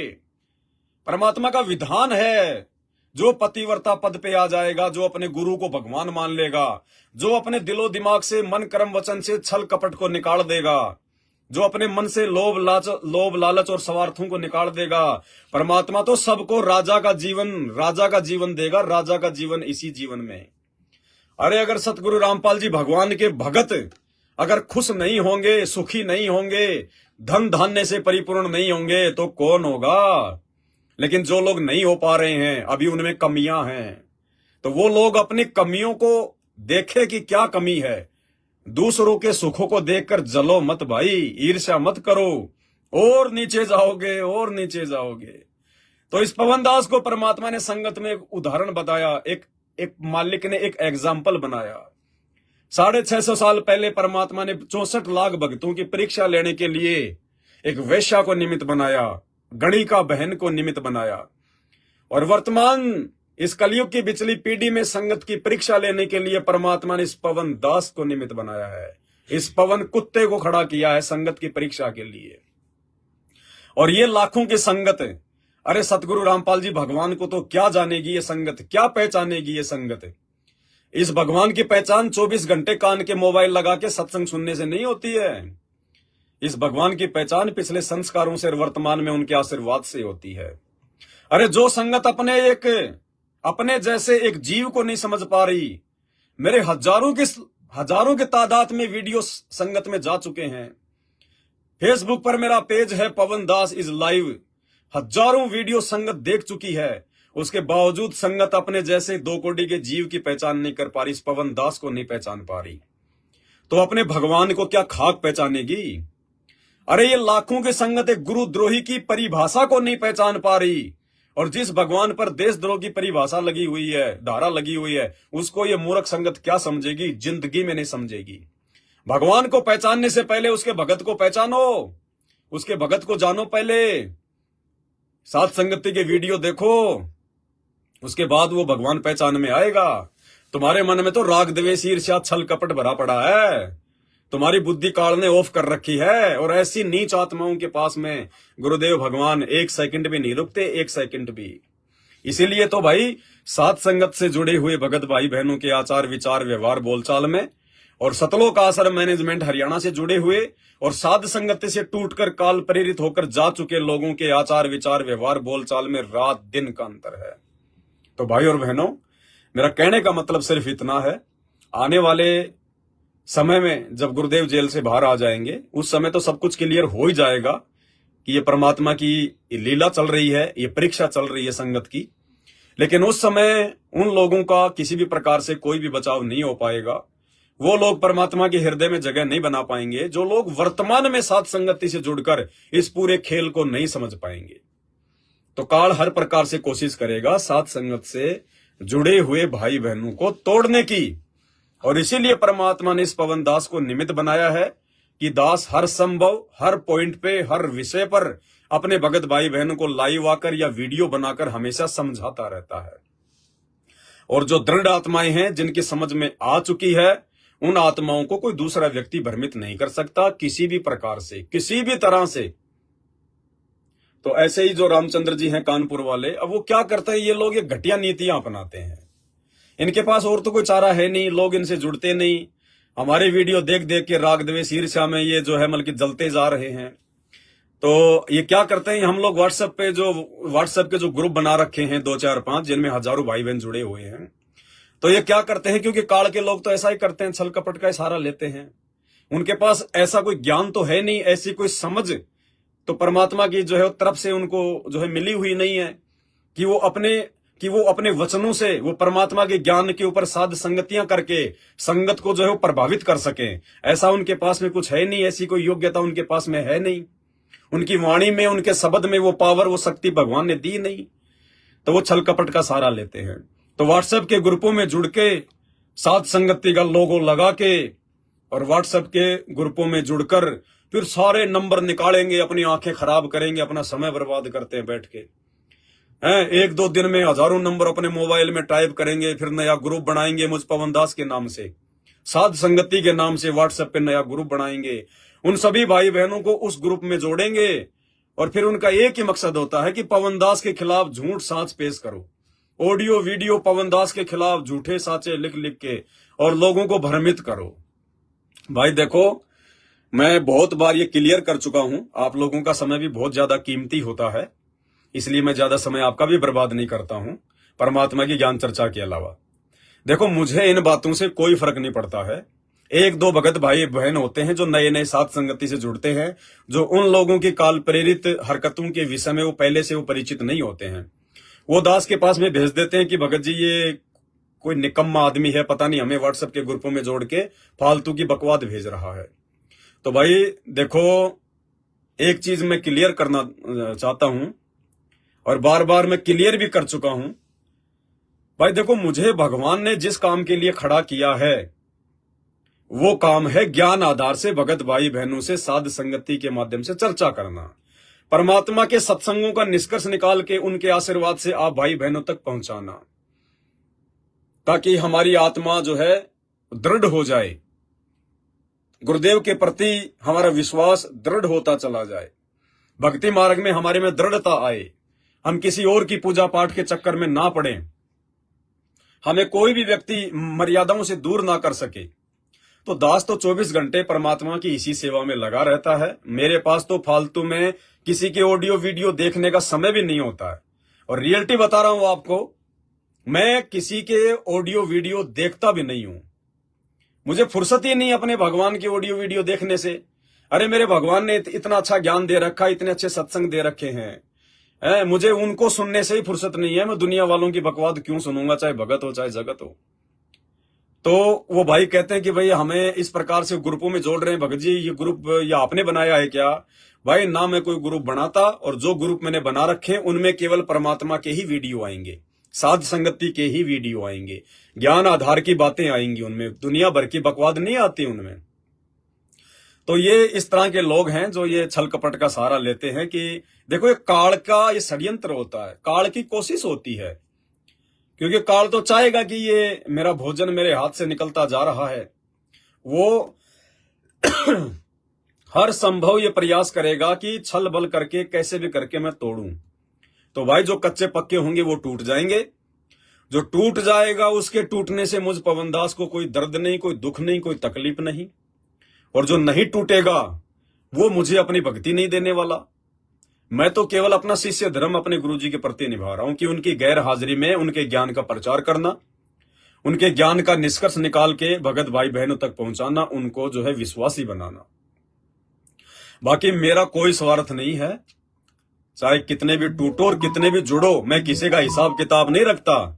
मुझे कोई सेना नहीं जोड़नी है, मैंने कोई आश्रम नहीं बनाना, मुझे मैनेजमेंट वालों की तरह कोई आपसे ज्योति पाठ और दान का पैसा नहीं लेना। वो पैसा लेके फिर मुझे जो है गंदी राजनीति में नहीं लगाना, गुंडों की सीबीआई जांच में नहीं लगाना, अपनी खुद की मौज मस्ती में यूज नहीं करना, अपने कर्म नहीं फोड़ने मुझे। ना मुझे कोई गुरु बनना है, ना मुझे कोई संत बनना है। दास तो भगत है और भगत बनने का प्रयास कर रहा है मालिक से प्रार्थना करके, और दास तो केवल अपना आत्म कल्याण चाहता, भाई अपना आत्म कल्याण। परमात्मा कहते हैं सतगुरु के दरबार में ऐसा कोई एक, सतगुरु के दरबार में गाहक कोटि अनंत, और 4 चीज वो चाहते, रिद्धि सिद्धि मान महंत। कहते 90% जो लोग होते हैं जो उस परम संत से, तत्वदर्शी संत से जो जुड़ते हैं, उनका एक ही मकसद होता है सतगुरु के दरबार में और ग्राहक कोटि अनंत। 4 चीज वो चाहते, रिद्धि सिद्धि मान महंत। मान बढ़ाई, रिद्धि सिद्धि, धन माया, ये संतपणा। कहते हैं वो तो इसीलिए जुड़ते हैं, वो काल के हैं। और कहते हैं सतगुरु के दरबार में फिर ऐसा कोई एक, इन 4 को ठोकर मार के जो चाहे सतगुरु अलेख। इन 4 को ठोकर मार के, ना उसको रिद्धि चाहिए, ना सिद्धि चाहिए, ना मान बढ़ाई चाहिए, ना महंताई चाहिए, ना उसको कोई जो है गुरु पद चाहिए, उसको तो केवल अपना सतगुरु चाहिए, उसको तो केवल अपने मोक्ष से मतलब है। तो दास तो भैया इस कैटेगरी का इंसान है कि इन 4 को ठोकर मार के और चाहे पुरुष अलेख। और धीरे धीरे हमारे सत्सेवक भाई बहन भी इसी रीति पर आगे बढ़ रहे हैं। हमने ये नहीं चाहिए, हमने माया नहीं चाहिए, ये पैसा नहीं चाहिए, लेकिन परमात्मा कहते हैं बेटा जिस दिन तू मेरे प्रति समर्पित हो जाएगा, जिस दिन तू पतिव्रता धर्म पर आ जाएगा, और जिस दिन वो अंतर्यामी परमात्मा अंदर से देख लेगा कि ये मेरा भगत अब मेरा हो चुका है, ये मुझे छोड़कर नहीं जाने वाला, चाहे धरती इधर से उधर क्यों ना हो जाए, इसके मन में अब कोई भी छल कपट राग द्वेष ईर्ष्या किसी के साथ नहीं आ सकती, चाहे कोई इसका कितना बुरा क्यों ना करे। कहते हैं उसके बाद परमात्मा सतगुरु अपने भगत का हाथ पकड़ लेता है, और जिस भगत का परमात्मा एक बार हाथ पकड़ लेता है, फिर यहां की कोई भी शक्ति उस भगत को जो है दुखी नहीं कर सकती, उसको परेशान नहीं कर सकती। दुखी और परेशान करने का मतलब उसका बाढ़ बाका नहीं कर सकती। बाकी तो काल तो अपना पूरा प्रयास जो है वो करता रहेगा, उसको डगमग करने का, उसको डराने का, धमकाने का, उसको विचलित करने का। लेकिन सतगुरु के उस पतिव्रता धर्म पे आ चुके भगत को फिर ये काल दूर नहीं कर सकता। तो भाई और बहनों, उसके बाद परमात्मा कहते हैं कि ये पैसा, ये माया, ये तो उस भगत के पास में धक्के से आएगी, धक्के से। वो भगत हाथ जोड़ेगा अपने गुरु भगवान से कि परमात्मा इसको दूर करो, हे परमात्मा हटाओ। तो भाई ये दास तो संगत को मना करता है। ये पहला इंसान है सतगुरु रामपाल जी भगवान की संगत में, ये पवन दास, जो पता नहीं कितनी बार संगत को मना कर चुका है कि मुझे पैसे मत भेजो, मुझे पैसे मत भेजो। अगर कोई सेवा होगी तो ये पवन दास आप भाई बहनों को मैसेज डाल देगा, उसी समय हम उस पैसे का सेवा में सदुपयोग करेंगे। लेकिन उसके बावजूद भी रोजाना 5-10 हजार रुपए तो परमात्मा इस दास की झोली में फेंक ही देता है, फेंक ही देता है। तो परमात्मा कहते हैं बेटा जिस दिन मेरी शरण में आ जाएगा और ज्ञान समझ के पतिव्रता पद पे आ जाएगा, ये माया तो तेरी दासी होगी, दासी माया संत की उबे दे आशीष। ये मालिक की वाणी है कि दासी माया संत की और उभय दे आशीष। दोनों तरफ से लाभ देगी, ये दान धर्म भी करवाएगी और सेवा भी करवाएगी। क्योंकि ज्ञान होने के बाद जब परमात्मा भगत को पैसा देता है, धन देगा, संपत्ति देगा, तो भगत उसका दुरुपयोग नहीं कर सकता उसका। अरे जैसे माता पिता हैं, अगर उनको 2 दिन के लिए घर से कहीं बाहर जाना हो और घर पे उसके 2 बेटे, एक छोटा और एक बड़ा, तो जब माता पिता घर से बाहर जाएंगे तो अपने घर की चाबी या अपने जो है वो तिजोरी की चाबी कौन से बच्चे को देके जाएंगे? कॉमन सेंस की बात है, उसको देंगे जो बड़ा है, जो बच्चा समझदार है, उसी को देंगे वो चाबी, ताकि वो कोई नुकसान ना कर दे। तो इसी प्रकार ये सतगुरु रामपाल जी भगवान, ये सेठों का सेठ, जगत सेठ, सांवल सा सेठ, इस गंदे लोक की धन संपदा की चाबी भी उसी भगत के हाथ में देगा जो भगत उसके ज्ञान को समझ जाएगा, जिसको माया का, पैसों का, संपत्ति का सदुपयोग करना आ जाएगा, उसको देगा परमात्मा। और इतनी दे देगा भगवान, इतनी दे देगा, वो बरती नहीं जाएगी। इसलिए दास कह रहा है, और मेरे इन शब्दों से बहुत सारे भगत भाई बहनों को मिर्ची लग जाती है, उनको जलन हो जाती है कि ये पवन दास जिसको गुरुजी ने भी संगत से बाहर कर रखा है, मैनेजमेंट भी जिसके पीछे पड़ा हुआ है, इसको गुरुद्रोही घोषित कर रखा है, फिर भी इसको इतने लाखों लोग क्यों फॉलो करते हैं? इसके पास इतना पैसा कहां से आता है? ना ये कोई काम करता है, ना कोई धाम करता है, ना ये कोई फेसबुक से पैसा कमाता है, ना यूट्यूब से ये कोई पैसा कमाता है। यूट्यूब की कमाई को तो पवन दास हराम की कमाई बताता है। तो इसके पास इतना ठाट बाट कहां से हो गया? ठाट बाट मेरा बाप करवा रहा है, मेरा बाप सतगुरु रामपाल जी भगवान, वो सांवरसा सेठ, जगत का सेठ, उसके नाम में धोखा नहीं है, उसकी शरण में धोखा नहीं है। अगर धोखा है, कोई कमी है, तो भगत की कमी है कि भगत पूरी तरह से समर्पित नहीं हो पा रहा है। तो ये तो रजा है मेरे मालिक की, मेरे मौला की, मेरे सतगुरु की, मेरे सच्चे रहनुमा की। और ये रजा वो परमात्मा सब पे करना चाहता है, सब पे। अरे एक जिला कलेक्टर महीने में 2 लाख कमाता होगा, 3 लाख कमाता होगा, 5 लाख कमाता होगा, और सारा दिन उसका पैर नहीं टिकता, कितनी टेंशन रहती है उसको है। और परमात्मा देखो अपने इस बच्चे को जिला कलेक्टर से बढ़िया तरीके से रख रहा है, ना कोई काम, ना कोई धाम, ना कोई टेंशन, ना कोई परेशानी। और परमेश्वर इतनी माया दे रहा है, फिर उस माया का परमात्मा सदुपयोग भी करवा रहा है। अरे मैनेजमेंट वाले, गुरुदेव के परिवार वाले, उनके बेटा बेटी तो इतनी झूठ बोलते हैं, इतना पाखंड, संगत को डराते हैं, धमकाते हैं, तुम्हें गुरुद्रोही कर देंगे, आश्रम में नहीं आने देंगे, अपने कर्म फोड़ रहे हैं। उसके बाद संगत को डरा धमका के ज्योति पाठ का पैसा उन आश्रमों में ले रहे हैं, और वो पैसा फिर अपने कर्म फोड़ने के लिए और संगत के कर्म फोड़ने के लिए कभी राजनीति में लगाते हैं, कभी दे दान में, कभी रक्तदान में, कभी कहीं भंडारा लगा रहे हैं, कभी कहीं कर रहे हैं, कभी गैंगस्टरों की सीबीआई जांच में 5-5 लाख रुपए दे रहे हैं, कभी हरियाणा के जाट आरक्षण में 20-20 लाख रुपए दे रहे हैं। वो संगत के कर्म फोड़ रहे हैं। और यहां परमात्मा माया की माया दे रहा है, और ऊपर से बंदी छोड़ हमारे शुभ कर्म बनवा रहा। इसको कहते हैं 5 उंगली हाथ में, 5 उंगली घी में, ये है। तो भाई परमात्मा सतगुरु रामपाल जी भगवान ये अपने सभी भक्तों को इसी प्रकार से मौज करवाना चाहता है, सभी भक्तों को अपने हाथों पर रखना चाहता है, इसी प्रकार से राजा बना के। क्योंकि हमारे भगवान राजाओं के राजा हैं, तो हम उनके बच्चे क्या हुए? हम राजकुमार हैं। अरे इस 21 ब्रह्मांड में असल में कोई राजकुमार है तो परमात्मा के साथ संगत से जुड़े हुए बच्चे हैं। तो राजकुमार को, जिसका बाप राजा सम्राटों का सम्राट हो, उसका बाप कभी अपने शहजादे को, अपनी शहजादियों को, अपने राजकुमारों को, अपनी राजकुमारियों को वो किसी चीज के भरोसे नहीं रहने देता, अपने पलकों पे रखता है, अपने हाथों पर। ये दुनिया जले तो जले, मिर्ची लगे तो लगे, वो ऐसे मर जाएंगे। वो एक गाड़ियों पे लिखा होता है ना, चलती है गाड़ी उड़ती है धूल, जलते हैं दुश्मन खिलते हैं फूल। तो भाई वो जलते रहेंगे, और हमें वो परमात्मा इसी प्रकार से निरंतर भक्ति मार्ग पर आगे बढ़ाते रहेंगे।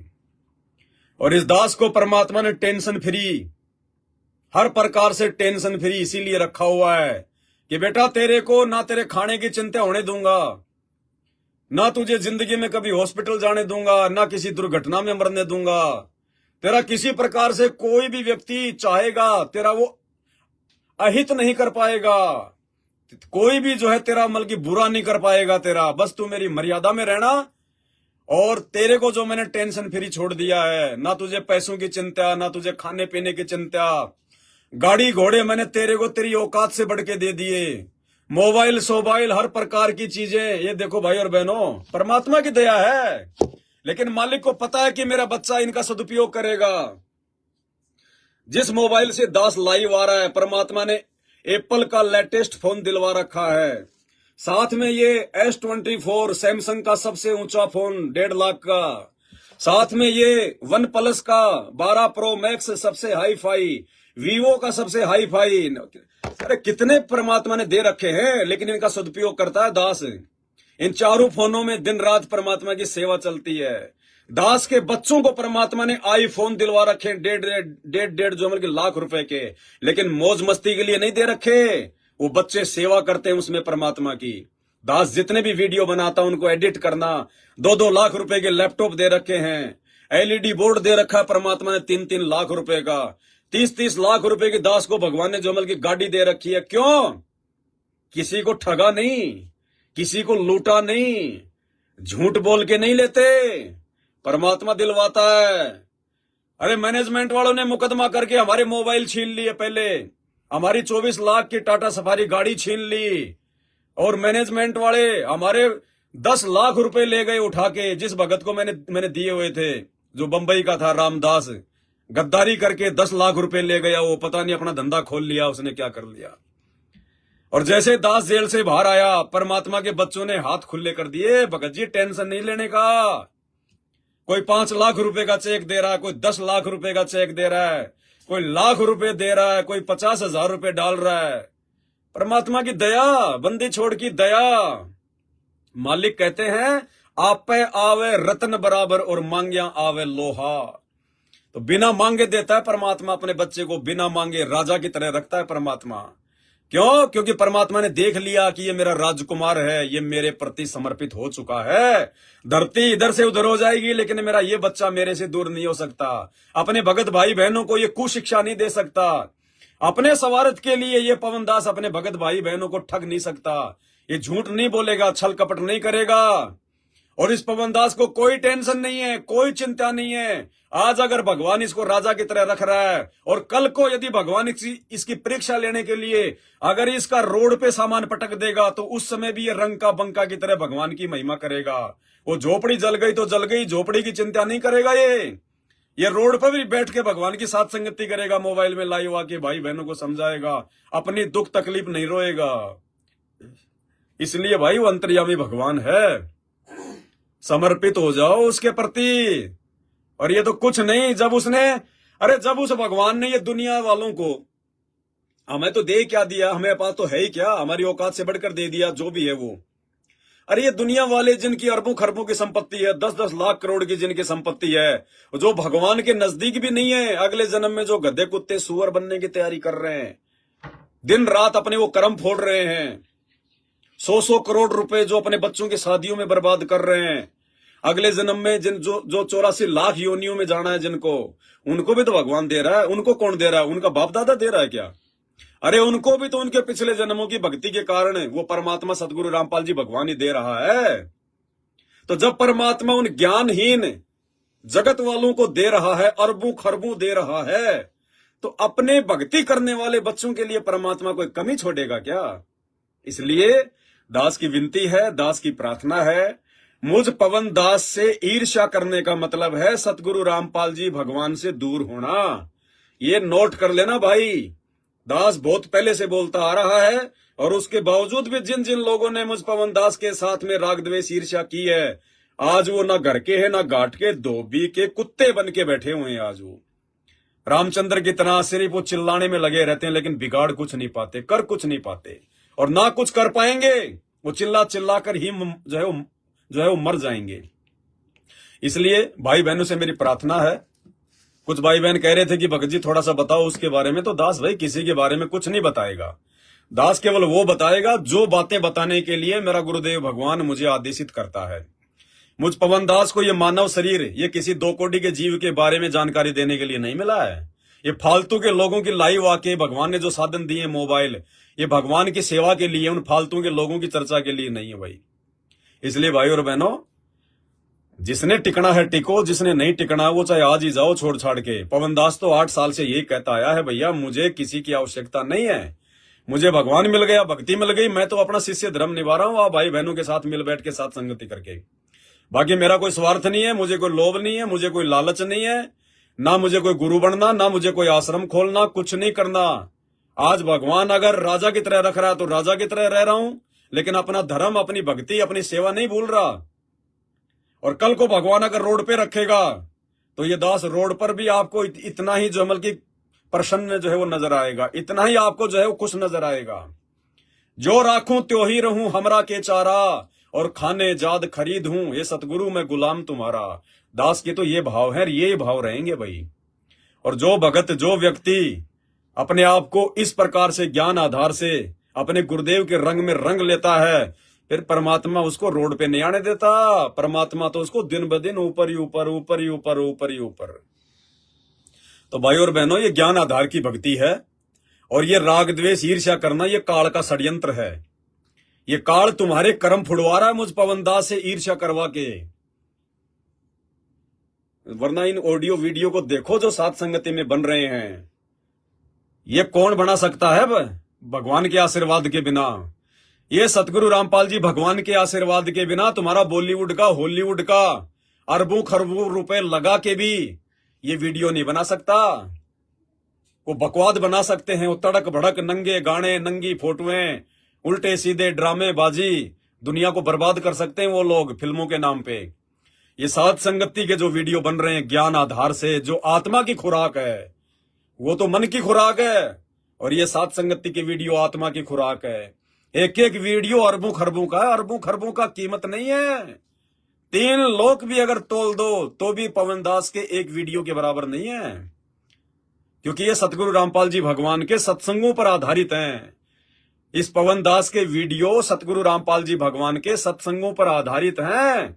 और परमात्मा के सत्संग, चाहे तीनों लोकों की संपत्ति क्यों ना रख दो एक तराजू में, और एक तरफ संत रामपाल जी का 1 घंटे का सत्संग, पासिंग भी नहीं है वो 3 लोक की पूरी संपदा। तो ऐसे सत्संगों पर आधारित है पवनदास के ऑडियो वीडियो संदेशे। तो इनकी कोई कीमत नहीं है। आने वाले समय में 2028 के बाद यूट्यूब पर यदि कोई कुछ देखेगा तो या तो संत रामपाल जी के सत्संग देखेगा या फिर इस पवनदास के साथ संगति वाले वीडियो देखेगा। क्योंकि फालतू की बकवाद फिर कोई देखेगा ही नहीं। जो भी देखेगा अपने भगवान से संबंधित देखेगा, और भगवान से संबंधित केवल पवनदास के वीडियो हैं और कुछ नहीं है। क्योंकि कोई भगत बना ही नहीं रहा ज्ञान आधार से वीडियो। लाखों की संगत है, लाखों की संगत में भगवान ने इस कुत्ते पर दया बख्शी है कि कई हजारों की संख्या में पिछले 8 वर्षों से साथ संगति में ज्ञान आधार से वीडियो बने हैं। क्योंकि ये साथ संगति के वीडियो गुरु जी के ज्ञान पे भगत को जो है दृढ़ करते हैं। ये परमात्मा का एक सुनियोजित एक खेल है, लीला है ये परमात्मा की। तो आने वाले समय में 2028 के बाद, क्योंकि बाकी बकवादें तो सब समाप्त हो ही जाएंगी, 28 तक पूरे दुनिया का नींबू सा निचड़ लेगा। सबको अपनी औकात का पता चल जाएगा। धनवानों को अपनी औकात का पता चल जाएगा, राजनेताओं को अपनी औकात का पता चल जाएगा, बॉलीवुड को, सभी जो बिजनेसमैन है सबको अपनी औकात का पता चल जाएगा। हर प्रकार से इंसान मजबूर हो जाएगा, विवश हो जाएगा संत रामपाल जी को भगवान मानने के लिए। और उसके बाद उनके नियम है, ये फिल्में, TV serial, match, cartoon, Bollywood, Hollywood ये नहीं देखना। तो कौन देखेगा ये बकवादें? ना कोई यूट्यूब पे देखेगा, ना कोई फेसबुक पे देखेगा। तो उसके बाद क्या देखेंगे वो? संत रामपाल जी के सत्संग। और सत्संगों के ऊपर दृढ़ बनाने के लिए साध संगति के वीडियो, और दूसरी कोई चीज नहीं चलेगी। ये नोट कर लेना, ये चीजें आज नोट कर लियो। तो भाई इस पवनदास, इस कुत्ते से, क्योंकि मुझ पर परमात्मा का मेहर है, आशीर्वाद है। दुनिया चाहे मेरी दुश्मन बन जाए, मेरी कितना ही जो है मेरे से नाराज हो जाए, लेकिन मेरे ऊपर सतगुरु राजी है, सतगुरु। और जिसके ऊपर उसका गुरु राजी है, उसका गुरु मेहरबान है, तो दुनिया उसका कुछ नहीं बिगाड़ सकती। अरे काल उसका कुछ नहीं बिगाड़ सकता, तो ये दुनिया तो काल के अधीन है, वो क्या बिगाड़ लेगी? तो भाई पवनदास से राग द्वेष ईर्ष्या करने का मतलब है अपनी कब्र खुद खोदना, अपनी कब्र खोदना। ये नोट करके रख लेना। दास आया तो कोई शंका के समाधान के लिए था जो भगत भाई बहनों ने भेजी थी, लेकिन अभी बीच में एक भाई का कोई मैसेज आ गया था व्हाट्सएप पे, इसलिए दास ने थोड़ा सा भाई बहनों की बातें बताना ये उचित है। तो कोई बात नहीं भाई और बहनों, इसलिए दास की प्रार्थना है, फालतू की बकवादों में हमें ध्यान नहीं देना है। काल तो हमारे को डिस्टर्ब करने का पूरा प्रयास करेगा। आप अब देखो वो डिस्टर्ब भी कर रहा है। व्हाट्सएप के ग्रुपों में झूठा सत्सेवक बन के जुड़कर वहां से नंबर निकाल के अपना कितना समय बर्बाद कर रहा है नालायक। फिर नया ग्रुप बना के मेरे नाम से फिर आप लोगों को जोड़ के फिर मैसेज डाल रहा है मेरे खिलाफ। तो ये परीक्षा होती है, ये परीक्षा चल रही है। आप में से कितने लोग डगमग होंगे, कितने लोग टूटेंगे? तो भाई इसमें पवनदास का कोई रोल नहीं है। पवन दास किसी के खिलाफ कुछ नहीं बोलेगा, ना उनकी वीडियो पे मैं कोई मतलब वीडियो बनाऊंगा, क्योंकि मैं परमात्मा के दिए गए इन साधनों का दुरुपयोग नहीं कर सकता फालतू के लोगों के ऑडियो वीडियो के ऊपर जो मतलब की चर्चाएं करके। मुझे भगवान की महिमा के लिए जीभ मिली है, भगवान की महिमा के लिए मुझे मोबाइल सोबाइल ये सारी चीजें मिली हैं, और ये सारी चीजें भगवान ने अपने बच्चों की सेवाओं से उपलब्ध करवाई है। तो भाई उन भगवान के उन भक्तों के वो कर्म नहीं फोड़ सकता मैं। एक बहुत बड़ी जिम्मेदारी इस दास को दी है। मेरे यहां से अगर एक भी कोई गलत काम होता है तो अकेले मेरे कर्म नहीं फूटते, लाखों साथ संगत से जुड़े हुए भगत भाई बहनों के कर्म फूटते हैं। इसलिए दास को गुरुदेव के आशीर्वाद से विशेष सावधानी से चलना पड़ता है। इसलिए परमात्मा कहते हैं सिंह सूरमा शेर है। जो भगवान का भगत होता ना वो सिंह होता है, सिंह शेर सूरमा। तो कहते हैं सिंह सूरमा शेर हैं, वो गरजे और गाजे, और ये बाकी दुनिया तो भेड़ है बिद के और बाजे। तो भाई ऐसी गंदगियों को आप ना छेड़ा करो। कोई ऐसा मैसेज आता है तो ये आपकी परीक्षा है, आपने क्या रिएक्शन करना है। और वैसे भी हमने फालतू की वीडियो तो देखने ही नहीं है। परमात्मा ने 2-3 दिन पहले सभी भाई बहनों को संकल्प जो है करवा दिया है, मोबाइल पे, यूट्यूब पे, फेसबुक पे दुनियादारी के फालतू के वीडियो ना देखने के लिए। तो दास तो देखता ही नहीं है, खोलता ही नहीं है। दास को तो देखते पता चल जाता है। क्या आपको टाइटल से पता नहीं चलता?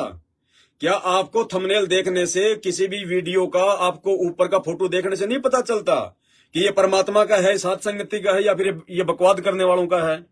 तो खोलते क्यों आप लोग उन वीडियो को, उस गंदगी को देखते क्यों हो भाई आप?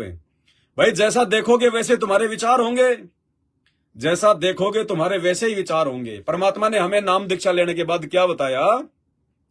कबीर कथा करो करतार की, सुनो कथा करतार, आन कथा सुनिए नहीं कहे कबीर विचार। संत रामपाल जी भगवान जब हमें नाम दीक्षा देते हैं उसके बाद ये वाणी परमात्मा हमें क्यों बताते हैं? मालिक इसलिए बताते हैं कि ये बच्चे अभी नए नए हैं, ज्ञान इनको अभी इतना समझ में आया नहीं है, और बीच में यदि ये किसी दूसरे नकली साधु संतों के ऑडियो वीडियो देखेंगे तो ये जो है भ्रमित हो सकते हैं। इसलिए परमात्मा ने हमें जो है मतलब पाबंद किया कि भैया कथा करो करतार की, सुनो कथा करतार, आन कथा सुनिए नहीं। आन यानी किसी और के वीडियो नहीं देखना, किसी और साधु संतों के जो है वो सत्संग नहीं देखना। आन कथा सुनिए नहीं कहे कबीर विचार।